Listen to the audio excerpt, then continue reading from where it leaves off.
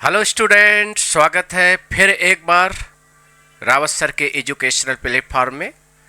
आज हम previous year कुछ क्वेश्चन लेकर आए हैं और बड़ा महत्वपूर्ण चैप्टर है। आपके टीजीटी पीजीटी के पूछे गए कुछ क्वेश्चन हैं, उसको हम करवाएंगे, आपकी प्रैक्टिस करवाएंगे। आज का टॉपिक है करंट इलेक्ट्रिसिटी। करंट इलेक्ट्रिसिटी का मतलब है वैद्युत धारा का प्रभाव है। इसमें दो चीज़ें रहेंगी, इसमें हीटिंग इफेक्ट भी रहेगा। आज हम प्रीवियस ईयर क्वेश्चन करवाने जा रहे हैं, ठीक है। तो जैसा कि ये पहला क्वेश्चन है, ये पहला क्वेश्चन दिख रहा होगा, ये क्वेश्चन है।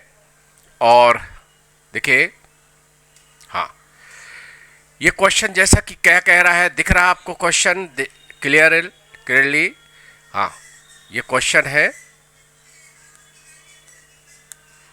देखिए, इलेक्ट्रिकल हीटर लेवल ये किया गया 1500 वाट 220 volt. How much current does this heater draw from 220 source volt source.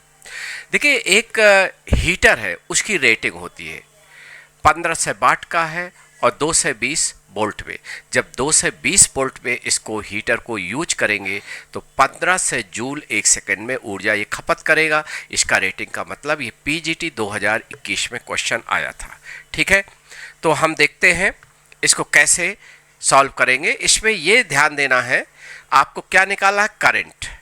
तो स्टूडेंट, करंट निकालने के लिए आपको ये इम्पॉर्टेंट है, हाँ देखिए, ये इंपॉर्टेंट है। करंट बराबर होता है पावर अपॉन वोल्टेज। पावर क्या दिया है, पावर आपका 1500 में, और 220 वोल्ट का भाग दे देंगे तो आपका आंसर आ जाएगा 5.1। क्या आ जाएगा, 5.1। यानी आंसर आपका कौन सा सही है, ये सही है। क्वेश्चन समझ रहे हैं स्टूडेंट्स? एक कोई भी हीटिंग डिवाइस है, उसमें क्या क्या रेटिंग रहता है, पावर दिया रहता है, इतने वोल्ट पर चलाना है, तो वो कितना करंट सोर्स से खींचेगा, ड्रा करेगा, ये 220 वोल्ट में उस हीटर को यूज करेंगे। तो याद रहे, पावर बटा सप्लाई वोल्टेज बराबर करंट होता है। तो समझ गए होंगे ये क्वेश्चन क्लियरली, ये क्वेश्चन समझ में आ गया होगा, ठीक है। चलिए अगला क्वेश्चन ये है। देखिए, ये क्वेश्चन दिख रहा है, बिल्कुल पोटेंशियोमीटर का क्वेश्चन है। पोटेंशियोमीटर का क्वेश्चन है। जैसे कुछ स्टूडेंट कहते हैं टीचिंग एग्जाम में जो देना है कि सर पोटेंशियोमीटर हमारे समझ में नहीं आता है। तो ये पोटेंशियोमीटर का क्वेश्चन है, कह रहा है एक potentiometer circuit sound in EMF E is balance at C 40 centimetre from B। देखिए, एक बड़ी अच्छी ट्रिक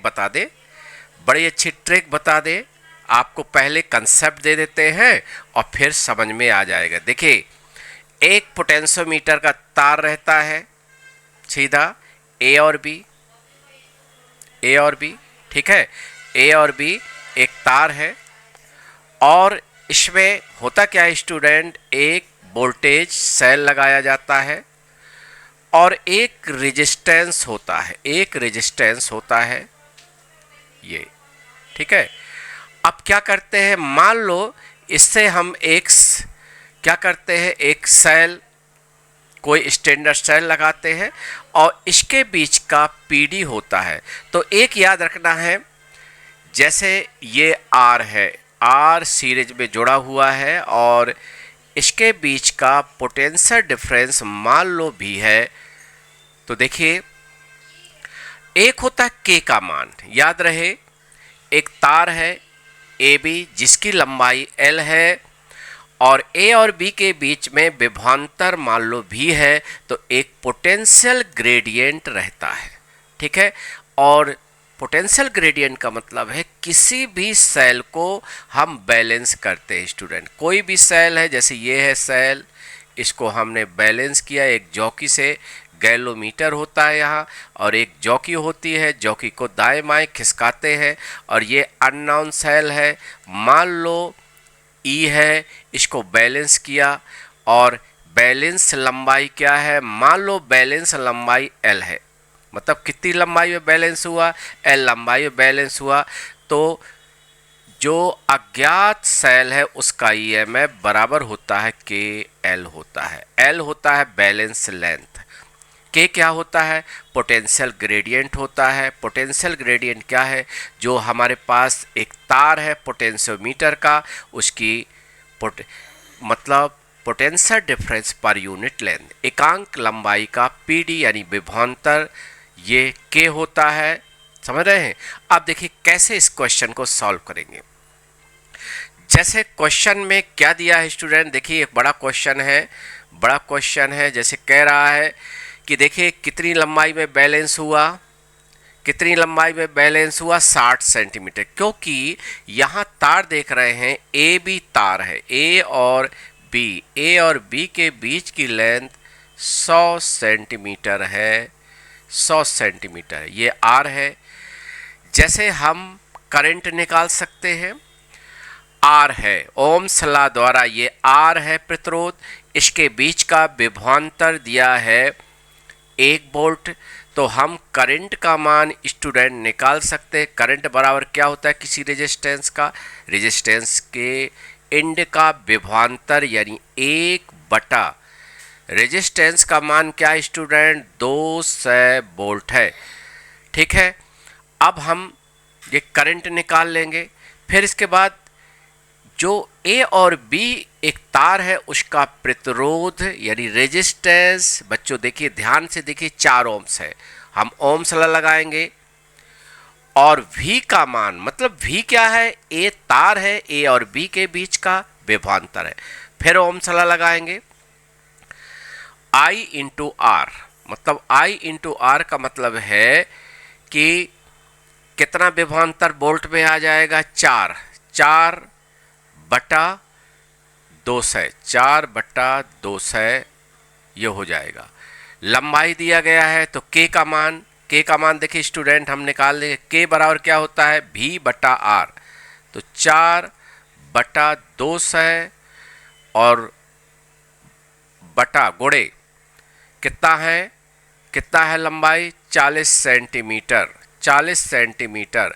याद रहे स्टूडेंट, इस चीज को आपको समझना है। ये K की इकाई क्या होगी? K की इकाई होगी वोल्ट पर सेंटीमीटर, यानी एकांक लंबाई यानी पर सेंटीमीटर में विभवांतर। ये बैलेंस लेंथ का मल्टीप्लाई कर देंगे तो E का मान आ जाएगा 4 बटा 200 गुणे 40, और लंबाई कितनी बैलेंस लेंथ हुई? बैलेंस लेंथ आपका 60 होगा, क्योंकि स्टूडेंट C से देखो B की C तक की दूरी 40 है तो A से C तक की दूरी 60 होगी। तो यहाँ 60 कर देंगे और इस तरह आंसर आ जाएगा आपका। जो सॉल्व करेंगे तो सॉल्व करने पर आंसर क्या होगा? That is 12। ये जो आंसर होगा ये आपका E बराबर 12 इंटू 10⁻³ वोल्ट होगा। इसको हम 12 मिली वोल्ट कहेंगे, 12 मिली वोल्ट कहेंगे। आप समझ रहे हो? तो मिली वोल्ट में 12, ए ऑप्शन सही है। कौन सा ऑप्शन सही है? ए सही है। हमें सबसे पहले क्या निकालना है स्टूडेंट? ये बड़ा महत्वपूर्ण है। सबसे पहले हमें निकालना है K का मान निकालना है। ठीक है, क्योंकि K क्या होता है? एकांक लंबाई का विभवांतर होता है। और K में कोई भी सेल बैलेंस करते हैं, बैलेंस लंबाई का गुणा कर दो तो उस सेल का वैद्युत वाहक बल यानी EMF आ जाएगा। स्टूडेंट समझ में आ गया होगा। पोटेंशियोमीटर के ऐसे क्वेश्चन सॉल्व होते हैं। ठीक है, चलिए नेक्स्ट क्वेश्चन ये है, देख रहा होगा नेक्स्ट क्वेश्चन क्या कह रहा है? In circuit below battery B has electromotive force 2 volt, internal resistance 0.5 ohm, what should be value of R for current I to be maximum. हम आपको बेसिक कंसेप्ट है। जैसे एक सेल होता है स्टूडेंट, और उसका इंटरनल रेजिस्टेंस होता है, और 2 पॉइंट बाहर निकले रहते हैं, ये सेल है, ठीक है। इसका ईएमएफ और ये इंटरनल रेजिस्टेंस है। ये सेल होता है, जब मार्केट से लाते हैं तो 2 टर्मिनल होते हैं। जैसे टर्मिनल एक प्लस बना होगा, एक माइनस बना होगा, और जब सेल को यूज करते हैं तो एक बाहरी प्रतिरोध जोड़ देते हैं। देखिए, बाहरी प्रतिरोध ये एक्सटर्नल रेजिस्टेंस होता है, एक्सटर्नल रेजिस्टेंस होता है। देखिए, एक चीज हम बता दें, कोई सेल मैक्सिमम करंट बाहरी सर्किट को किस कंडीशन में सप्लाई करता है, तो याद रहे मैक्सिमम जो करंट होता है वो सेल का E/r होता है, और जब दोनों टर्मिनल शॉर्ट सर्किट होते हैं एक्सटर्नल रेजिस्टेंस 0 होता है, ठीक है। तो याद रहे एक्सटर्नल रेजिस्टेंस 0 का मतलब है, ये जैसे आपको सर्किट दिया है 1 ओम, ये दोनों पैरेलल में है, दोनों को मिलाकर एक्सटर्नल रेजिस्टेंस है। इसका मतलब ये है कि ये एक्सटर्नल रेजिस्टेंस 0 कब होगा, जब R बराबर 0 होगा, क्योंकि R बराबर 0 होगा तो 1 ओम्स और R का इक्विवेलेंट तुल्यांकी जो प्रतिरोध है वो 0 होगा। आप पैरेलल में जानते हो R1 R2 दो प्रतिरोध यदि पैरेलल में जुड़े हुए हैं तो तुल्यांकी कैसे निकालते हो, R1 गुणे R2 बटा R1 प्लस R2। इसलिए इसका आंसर जो होगा वो D सही होगा, क्योंकि जब R का मान 0 होगा तभी ये सेल अधिकतम करंट बाहर भेजता है। ये याद रखना है। देखिए, हम कुछ ट्रिक और भी बता दें। फॉर मैक्सिमम करंट सप्लाई के लिए cell become short circuited. Cell जब शॉर्ट सर्किटेड रहता है तो सेल अधिकतम करंट सप्लाई करता है, बाहर भेजता है। दूसरा चीज, सेल के टर्मिनल का पीडी का मतलब है ए और बी का विभवांतर किस दशा में अधिकतम होगा, जब सेल ओपन सर्किटेड रहेगा, यानी ए और बी के बीच में कोई प्रतिरोध, कोई बाहरी लोड हम नहीं जोड़ते। तो बच्चों याद रहे, तब सेल ए और बी के बीच का जो पोटेंशियल डिफरेंस है, विभवांतर है, वो ई के बराबर होता है, ठीक है। यानी फॉर ओपन सर्किटेड ए और बी के बीच का विभवांतर ई के बराबर होता है और ये मैक्सिमम होता है, और शॉर्ट सर्किट में करंट अधिकतम होता है। एक कंडीशन और बता दे, बड़ा ही इंपॉर्टेंट है। यदि क्वेश्चन आ जाता इसमें कि आर के किस मान के लिए सेल एक्सटर्नल लोड को अधिकतम पावर सप्लाई करेगा, तो याद रहे स्टूडेंट आर का मान 1 होता। ये दूसरा important question, for maximum power के लिए आर बराबर 1 ओम्स होता। क्यों हम इसको समझा दे रहे हैं कि ये भी कई बार परीक्षा में आया है, ये बड़ा ही महत्वपूर्ण क्वेश्चन है। कोई भी सोर्स है किसी बाहरी सर्किट को अधिकतम पावर कब देता है, जब सोर्स का आंतरिक प्रतिरोध बाहरी प्रतिरोध के बराबर होता है। ये आपको कंसेप्ट याद रखना है। क्लियर हुआ? चलिए अगले क्वेश्चन की ओर बढ़ते हैं। ये क्वेश्चन है, electric heater draw current 10 ampere when connected to 20 volt output terminal, ठीक है, output terminal its resistance is. एक इलेक्ट्रिकल हीटर है, समझ रहे हैं, और उसका जो टर्मिनल का वोल्टेज है 220 वोल्ट है। हमने 220 वोल्ट उस हीटर में वोल्टेज लगाए हैं और वो कितना करंट खींच रहा है, 10 एम्पियर। समझ में आया? तो आप क्या करेंगे, आपको क्या निकालना है, इसका प्रतिरोध। देखिए, आपको इस चीज को याद रखना है, रेजिस्टेंस बराबर होता है हमेशा याद रहे, बड़ा ही इंपॉर्टेंट है ओम्स लॉ। ओम्स लॉ यानी R बराबर supply two 20 volt upon current 10, यानी ये हो जाएगा 22 ओम्स आंसर होगा। आप समझ गए होंगे, बड़ा साधारण क्वेश्चन है, लेकिन ये भी आपके टीजीटी 2021 में क्वेश्चन आ चुका है। क्योंकि आज का हमारा जो प्रैक्टिस है वो हम बता दें आज, जैसा कि हम बार बार बोलते हैं, आप कहते होंगे सर ये बार बार बोलते हैं, आज बड़ी भीड़ है, ट्रैफिक की प्रॉब्लम है, इसलिए हम घर से ही पढ़ा रहे हैं। आज हमने आपके पिछले परीक्षाओं में आए हुए प्रश्नों को लेकर आए हैं, जो टीजीटी पीजीटी के विगत वर्षों में क्वेश्चन आए हैं। बड़े महत्वपूर्ण क्वेश्चन हैं और समांतर हम और भी क्वेश्चन आपको बताने वाले हैं कि और कैसे क्वेश्चन आ सकते हैं। चलिए स्टूडेंट, 8वां क्वेश्चन ये सामने था। जब सप्लाई वोल्टेज दिया है, सप्लाई करंट दिया है, तो लोड का रेजिस्टेंस ऐसे निकालते हैं। यदि इसी क्वेश्चन में आ जाता पावर कंज्यूम, पावर कितना खर्च करता है, तो यदि पावर पूछा जाता तो पावर V इंटू आई होता, और V इंटू आई का मतलब है 220 गुणे और आप 10 करते तो ये आ जाता, यानी 2200 वाट आंसर आता। देखिए एक क्वेश्चन और तैयार हो गया। आप क्वेश्चन समझ पा रहे हैं? यदि सप्लाई वोल्टेज दिया है, सप्लाई करंट दिया है, तो सप्लाई पावर क्या होता है? वोल्टेज गुणे करंट होता है, ये याद रखना है।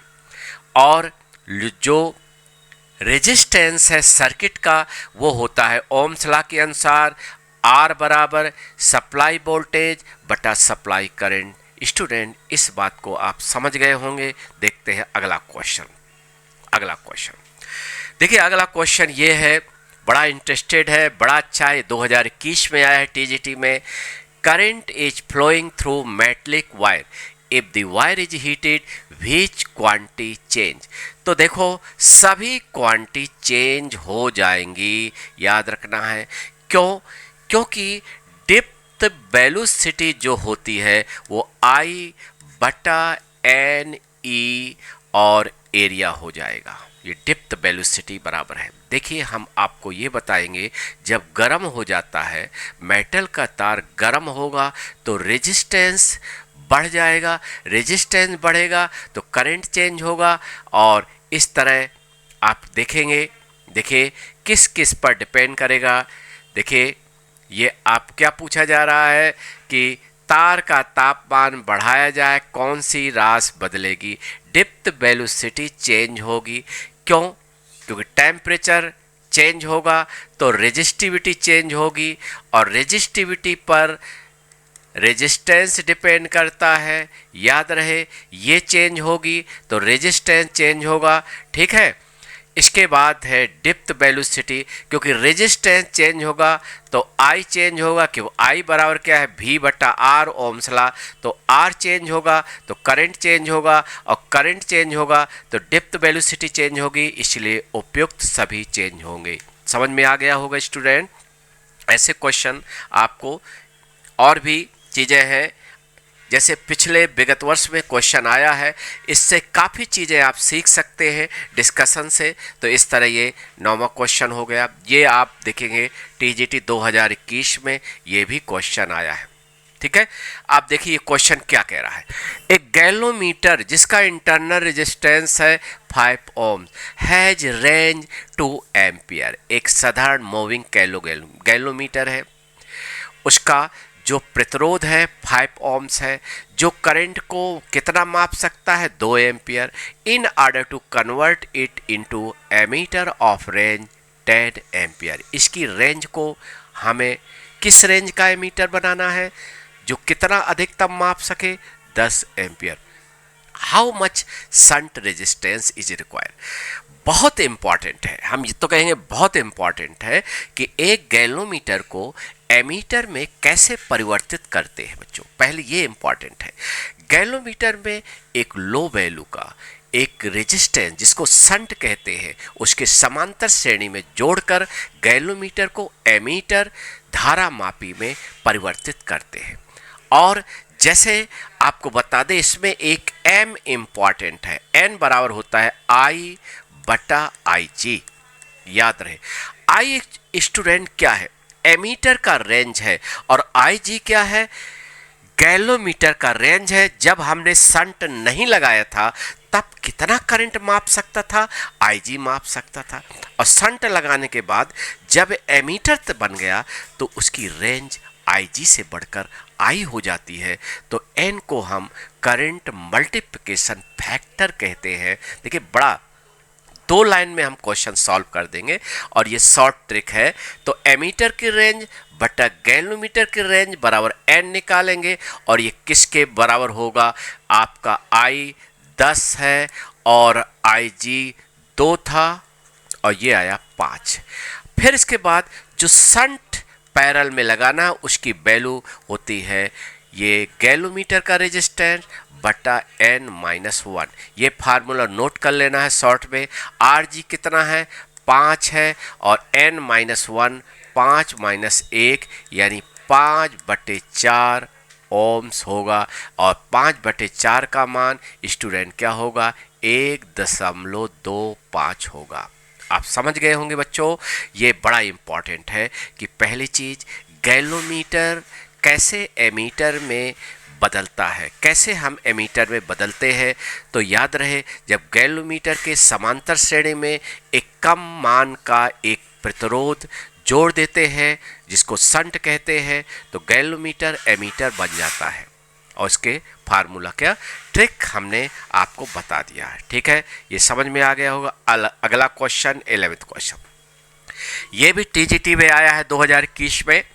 Electromotive force represent. कई स्टूडेंट इलेक्ट्रोमोटिव फोर्स वैद्युत वाहक बल सोचते हैं कि बल लगा है तो बल होगा, कहीं कार होगा। नहीं, वैद्युत वाहक बल एक सेल का क्या होता है? एकांक आवेश को एक पूरे सर्कुलेट करने में जो ऊर्जा खर्च होती है, जो किया गया कार्य होता है, वही वैद्युत वाहक बल किसका? सेल का होता है। इसलिए इसका सी सही है, आंसर सी सही है। आप समझ गए होंगे, वैद्युत वाहक बल जो होता है किसी सेल का, एकांक आवेश को एक पूरे एक क्लोज पाथ में उसको सर्कुलेट करने में जो ऊर्जा खर्च होती है, वो ईएमएफ यानी वैद्युत वाहक बल, इलेक्ट्रोमोटिव फोर्स किसी सेल का होता है। आप समझ गए होंगे। ठीक है, अब अगला क्वेश्चन देखते हैं। ये क्वेश्चन है, बड़ा ही अच्छा क्वेश्चन है, ये थोड़ा मैचिंग का है। कह रहा है which of the following is not correctly matches. कौन सा सही मैच नहीं कर रहा है? तो याद रहे, पोटेंशियोमीटर सही मैच कर रहा है। पोटेंशियोमीटर हमेशा याद रहे व्हीट स्टोन बेज यानी बैलेंस व्हीट स्टोन बेज यानी नल डिफ्लेक्शन मेथड पर कार्य करता है। नल डिफ्लेक्शन मेथड कहाँ होती है? व्हीट स्टोन बेज में होती है। ये सही मैचिंग है। Voltmeter chemical effect of current, यही ऑप्शन सही है, कि गलत जो छांटता है ये सही मैचिंग नहीं है। आपको मालूम है बोल्ट मीटर गैलोमीटर में क्या होता है? गैलोमीटर में एक हाई वैल्यू का प्रतिरोध श्रेणी क्रम में जोड़ दे तो वह बोल्ट मीटर बन जाता है। और गैलोमीटर यानी voltmeter magnetic effect of current, वैद्युत धारा के चुंबकीय प्रभाव पर काम करता है, ना कि रासायनिक प्रभाव वैद्युत धारा पर काम करता है, जो गलत दिया है। केमिकल इफेक्ट ऑफ करंट पर बोल्ट मीटर कार्य नहीं करता। बाकी देखिए, इंडक्शन कॉइल बिल्कुल इलेक्ट्रो ईएमआई पर काम करता है। इंडक्शन जो कॉइल होती है वैद्युत चुंबकीय प्रेरण सिद्धांत पर कार्य करती है। आपको मालूम है ये एडी करंट है, भंवर धाराएं द्वारा है। ये सही मैचिंग है। ट्रांसफार्मर म्यूचुअल इंडक्शन पर काम करता है, यानी म्यूचुअल इंडक्शन पर ट्रांसफार्मर काम करता है। अन्योन्य प्रेरण पर काम करता है, जैसे प्रेरण कुंडली होती है वो वैद्युत चुंबकीय प्रेरण पर, ट्रांसफार्मर अन्योन्य प्रेरण कर, और विभव मापी व्हीट स्टोन बेज के। और voltmeter magnetic effect of current पर कार्य करता है, ना कि रासायनिक प्रभाव पर। ये जीआईसी प्रवक्ता में क्वेश्चन आया था। आपके टीजीटी या पीजीटी माध्यमिक वाले में भी ये प्रश्न आ सकता है, इसलिए हमने इस क्वेश्चन को डिस्कस करा रहे हैं। समझ में आ गया, इसलिए इसको ये है। अगला क्वेश्चन देखिए, ये है अगला क्वेश्चन आपका, ये है। ये क्वेश्चन क्या कह रहा है?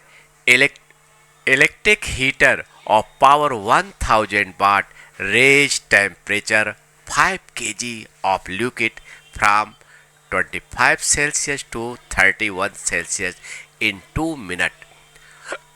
What is heat capacity of liquid? इसमें आप कंफ्यूज हो सकते हैं, हम स्टूडेंट बताएंगे इसमें इसलिए कंफ्यूज हो सकते हैं कि हीट कैपेसिटी पूछा है और इसमें मास का कोई यूज नहीं है। मास का यूज ये विशिष्ट ऊष्मा पूछता तो उसमें यूज था। तो इसका सीधा सीधा हम फार्मूला दे, हीट जैसे Q बराबर होता है हीट कैपेसिटी और तापमान में वृद्धि। ऊष्मा की इकाई कैलोरी भी होती है, जूल भी होती है। तो किसी हीटर का पावर P है और T समय तक यूज हुआ तो आप इसको यूज कर सकते हैं। तो देखिए, जैसे आपको हीट कैपेसिटी निकालना है तो पावर कितना है? 1000 वाट गुणे कितने टाइम में यूज हुआ? 2 मिनट यूज हुआ। तो 2 मिनट का मतलब है 2 गुणे 60, हम सेकेंड में कन्वर्ट कर दे, बटा डेल्टा थीटा। टेम्परेचर कितना बढ़ा? 6 डिग्री टेम्परेचर बढ़ा। तो इस तरह इसको हम सॉल्व करेंगे तो हीट कैपेसिटी आ जाएगी और ये आंसर है बी, आंसर सही है। इस तरह हम निकाल सकते हैं। आपका आंसर जो होगा 2 गुणे 10 के घाते 4 जूल पर डिग्री होगा। बच्चों समझ में आ गया होगा कि किसी भी हीटिंग कॉइल है वो P वाट की है, P वाट रेटिंग है, T समय तक हमने यूज किया और तो कितनी हीट उत्पन्न हुई, पावर गुणे टाइम, ये उस द्रव को 25 से 31 डिग्री टेम्परेचर बढ़ाता है 2 मिनट में। तो आप ऐसा करेंगे, दी गए देखिए हीटिंग कॉइल पानी को ऊष्मा देती है और उसका तापमान डेल्टा थीटा बढ़ता है। आपको C हीट कैपेसिटी है। हीट कैपेसिटी का मतलब है हीट जो कैपेसिटी है वो अलग चीज़ है, विशिष्ट ऊष्मा अलग है। यदि विशिष्ट ऊष्मा इसमें निकालना होता तो हम क्या करते? C की जगह M गुणे S और मास का भी भाग देते। समझ में आ गया है इसका आंसर। चलिए अगला क्वेश्चन ये है, बड़ा ही इंटरेस्टिंग क्वेश्चन है और ये ए मीटर ब्रिज का क्वेश्चन है और मीटर ब्रिज बड़ा इंपॉर्टेंट है। ए रेजिस्टेंस, देखिए होता क्या है, ये बड़ा ही इंपॉर्टेंट है। यहाँ 2 गैप होते हैं, एक लेफ्ट गैप होता है, एक लेफ्ट गैप होता है, एक राइट गैप होता है। देखिए, और यहाँ से एक तार होता है, एक तार है, ये तार है, ठीक है।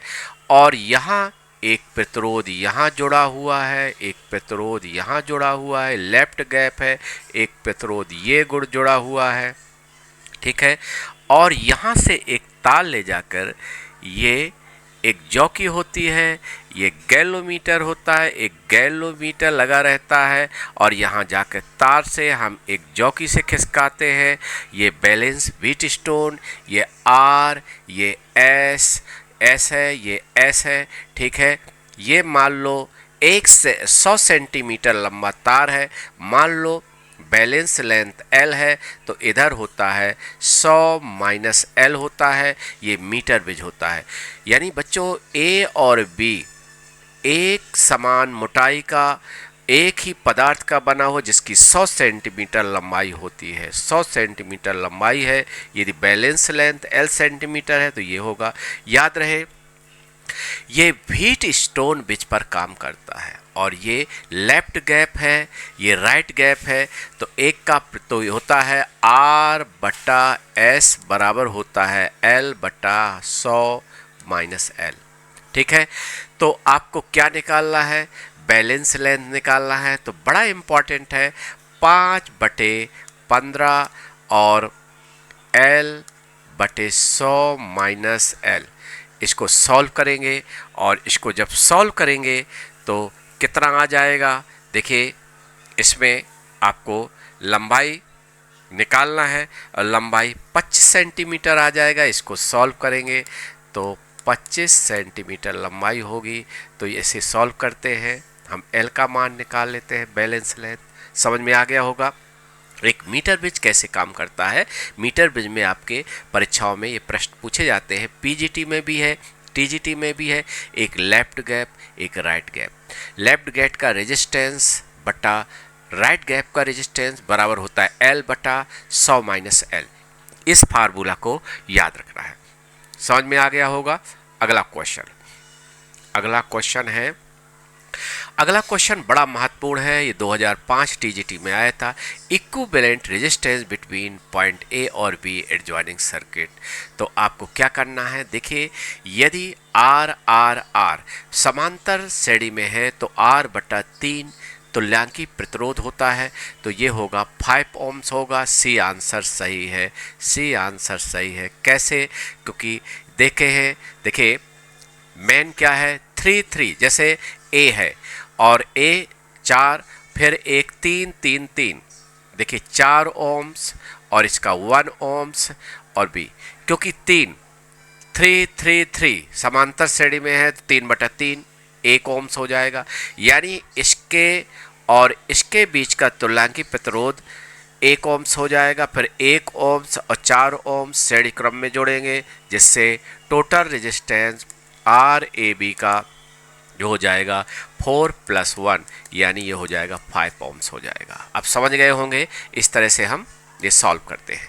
इसका आंसर 5 ओम्स होगा। साधारण क्वेश्चन है, सभी स्टूडेंट इसको कर सकते हैं। चलिए ये क्वेश्चन है टीजीटी 2005 में आया है question. A voltmeter can measure up to 25 volt. Its resistance 1000 ohm. Resistance connected in series with it to measure up to 250 volt. देखिए वोल्ट मीटर 25 वोल्ट माप सकता है। हमें इसकी रेंज बढ़ाना है तो हमें श्रेणी क्रम में एक प्रतिरोध को जोड़ना पड़ेगा। ठीक है, इसका भी एक ट्रिक है। यहाँ M देखिए फाइनल रेंज मतलब जो रेंज हमें बढ़ाना है। ये वोल्ट मीटर का प्रारंभिक रेंज 25 वोल्ट है और इसको हमें 250 वोल्ट करना है। 250/25 तो M बराबर ऐसे 10 कर लेंगे। इसके बाद इसका भी होता है कि श्रेणी क्रम में कितने वैल्यू का प्रतिरोध हम जोड़े, तो इसका भी ये फार्मूला होता है M-1 गुणे पहले वोल्ट मीटर का प्रतिरोध कितना था 1000 था, गुणे 1000 था। तो M-1 श्रेणी क्रम में कितना पहले वाले वोल्ट मीटर में जोड़ा जाए कि उसकी रेंज 25 वोल्ट से बढ़कर 250 वोल्ट हो जाए। ये क्वेश्चन है। ठीक है, तो M-1 क्या है 10 - 1 9 और 9 गुणे 1000 तो ये हो जाएगा आंसर 9000 ओम्स आएगा। आंसर इसका है 9000 ओम्स आएगा। ठीक है, समझ में आ गया ये क्वेश्चन। चलिए ये क्वेश्चन बड़ा अच्छा क्वेश्चन है कि there is a current 1.344 ampere in copper whose wire area of cross section 1 mm square है। नंबर ऑफ जो फ्री इलेक्ट्रॉन है पर सेंटीमीटर नहीं है, ये गलत है, ये पर मीटर क्यूब है। ठीक है, पर मीटर क्यूब इतना दिया है। तो आपको डेप्थ वेलोसिटी निकालना है। देखो स्टूडेंट, डेप्थ वेलोसिटी बराबर होता है I/NEA एरिया। जैसे करंट कितना दिया है 1.344 अपॉन ये क्या दिया है n की वैल्यू कितना है, n की वैल्यू दिया है, n की वैल्यू आपको रखना है 8। कितना है n की वैल्यू, यहां रख देते हैं। देखिए यहां VD बराबर देखिए n की 1.344 अपॉन और ये रख देंगे 8.4 इंटू 10⁻²8। देखिए इलेक्ट्रॉन का चार्ज क्या है 1.6 10⁻−19 और इसको भाग देना है गुणे ए एरिया 1 mm² यानी 10⁻⁻6 क्योंकि 1 mm² बराबर होता है 10⁻⁻6 मीटर²। इसको सॉल्व करेंगे तो आंसर आएगा 0.1, ठीक है, और इंटू 10⁻⁻³ और मीटर पर सेकेंड आएगा, तो इसको हम आंसर कर सकते हैं 0.1 mm/सेकेंड। यानी आपका आंसर कौन सा सही है? ए सही है, ए आंसर सही है। समझ में आ गया? क्लियर है? चलिए ये क्वेश्चन बड़ा ही अच्छा क्वेश्चन है, ग्राफिकली क्वेश्चन है, बड़ा अच्छा क्वेश्चन है। ग्राफ कह रहा है, देखिए on the basis of Ohm's law दो तरह के कंडक्टर रहते हैं जो ओम्स के नियम को पालन करते हैं, जिनका voltage current graph straight line होता है, रेखी होता है, रेखा होता है, वो ओमिक कंडक्टर होते हैं। ठीक है, ये टीजीटी 2005 में आया है क्वेश्चन। तो कह रहा कौन सा ओमिक कंडक्टर है? तो याद रहे स्टूडेंट, ये आंसर सही है। और बाकी जो कंडक्टर ओम के नियम का पालन नहीं करता, जिसका V I voltage current graph non linear है, आरेखी है, वो क्या होता है? अओमी नॉन ओमिक कंडक्टर होता है। इसलिए ये सारे बी नॉन ओमिक कंडक्टर है, नॉन ओमिक कंडक्टर, ये भी नॉन ओमिक कंडक्टर है, नॉन ओमिक कंडक्टर, ये भी नॉन ओमिक कंडक्टर। समझ में आ गया होगा? क्लियर है? ठीक है, इस तरह से ए इसका आंसर सही है। नाउ ये क्वेश्चन, ये देखिए ये बड़ा अच्छा क्वेश्चन है, ये भी टीजीटी 2009 में क्वेश्चन आया है। ठीक है, किस में आया है? 2000, हाँ ये 9 में क्वेश्चन आया। देखिए बड़े ध्यान से क्वेश्चन आपको देखना है, क्वेश्चन क्या कह रहा है। देखिए, 2 wire of same metal have same length but their cross section are ratio, ये है, they are join in series, resistance of thicker wire is 10 ohm, the total resistance of combination will be. देखो student, किसी भी conductor का resistance किसके बराबर होता है? रो एल बटा ए। ठीक है, कोई एल लंबाई का कंडक्टर है, ए उसका अनुप्रस्थ पृष्ठ का क्षेत्रफल है, रो उसकी विशिष्ट प्रतिरोध है उस पदार्थ की जिससे बना है ये। ठीक है, तो उस कंडक्टर का रेजिस्टेंस आर बराबर रो एल बटा ए होता है।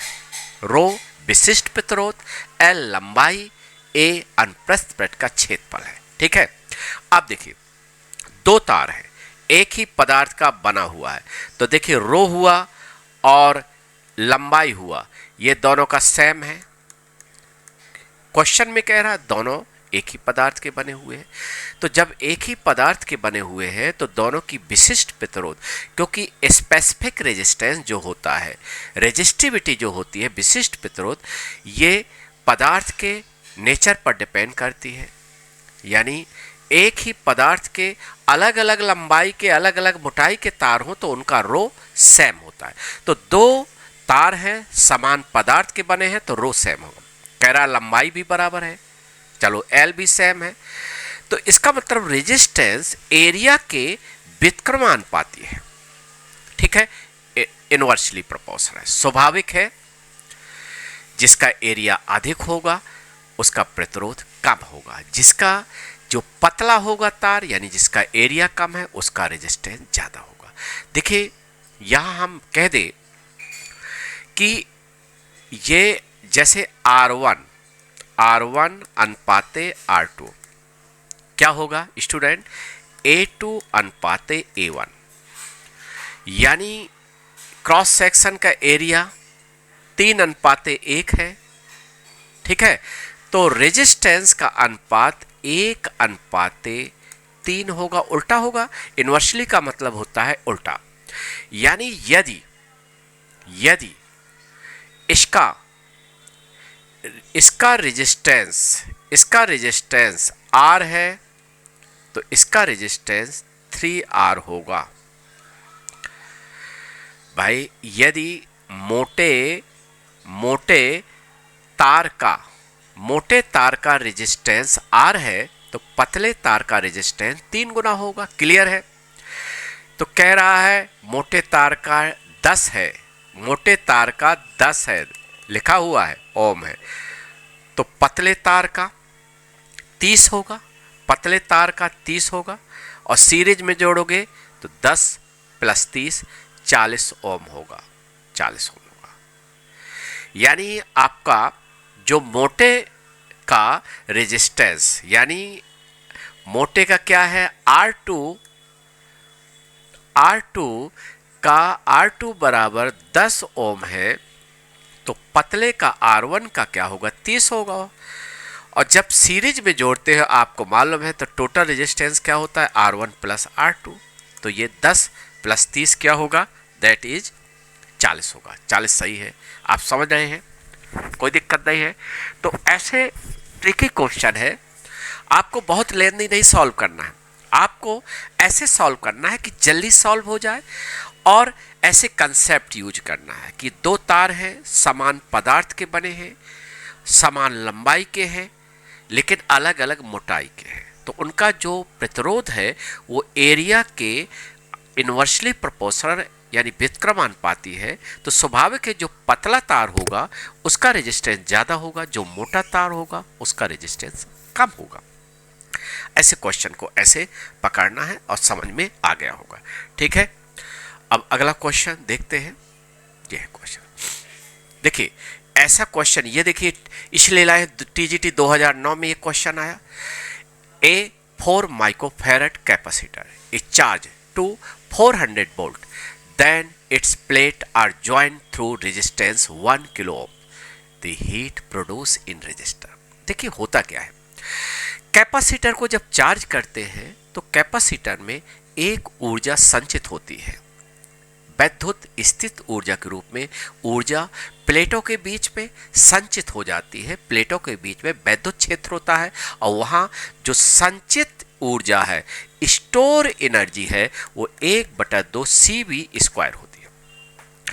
जब हम इसको रेजिस्टेंस से जोड़ देंगे तो पूरी ऊर्जा ऊष्मा के रूप में रेजिस्टेंस से डिसिपेट हो जाएगी, क्षय हो जाएगी, ऊष्मा उत्पन्न करेगा। तो यही ऊष्मा जो उत्पन्न होगी, ऊष्मा इसी के बराबर होगी, और ये आपको निकाल लेना है। C का मान कितना है 4 माइक्रो है, और माइक्रो को कैसे कन्वर्ट करेंगे -6, क्योंकि 1 माइक्रोफैरड बराबर होता है 10⁻⁶। और इसके बाद अब आपका क्या दिया गया है 400 वोल्ट, तो 4 से गुणे 4 से करेंगे, ठीक है, 4 से गुणे 4 से करेंगे, ठीक है, और इसको सॉल्व करेंगे। और जब इसको सॉल्व करेंगे तो आपका आंसर क्या आएगा, देखिए इसका आंसर आएगा 32। वैसे आंसर जो आएगा 32 × 10⁻⁻² और -2 जूल आएगा, और इसको हम 0.32 जूल भी लिख सकते हैं, इसलिए आपका आंसर डी सही होगा। मेन बेसिक कंसेप्ट समझ में आ गया कि एक कैपेसिटर को चार्ज करते हैं तो उसमें एक ऊर्जा संचित होती है, और उसी चार्ज कैपेसिटर को, संधारिता को जब किसी प्रतिरोध में जोड़ते हैं तो पूरी ऊर्जा ऊष्मा के रूप में डिसिपेट हो जाती है, निकल जाती है। तो कितनी कुल ऊष्मा उत्पन्न होगी, जितनी उसमें ऊर्जा संचित थी, पूरी की पूरी ऊष्मा के रूप में रेजिस्टेंस से ऊर्जा निकलती है। बात समझ में आ गया, ये कंसेप्ट क्लियर है, ठीक है। ये क्वेश्चन बड़ा ही इंपॉर्टेंट क्वेश्चन है, 66 क्वेश्चन। देखिए सामने इन गिवन सर्किट फिगर प्रदर्शित परिपथ में 2 ओम्स वाले प्रतिरोध में विद्युत धारा निकालना है, ठीक है। अब देखिए हम इसके बारे में बताएं, इसका आंसर तो 1 एम्पियर है। कैसे, देखिए आपको एक हमारा कंसेप्ट याद रखना है। ये पैरा 2 रेजिस्टेंस है, दो रेजिस्टेंस है, ये देखो, ये टोटल करंट आ रहा है, टोटल करंट आ रहा है। दो रेजिस्टेंस है जो समांतर श्रेणी में जुड़े हुए हैं, समांतर श्रेणी में जुड़े हैं। हम चाहते हैं I दिया है और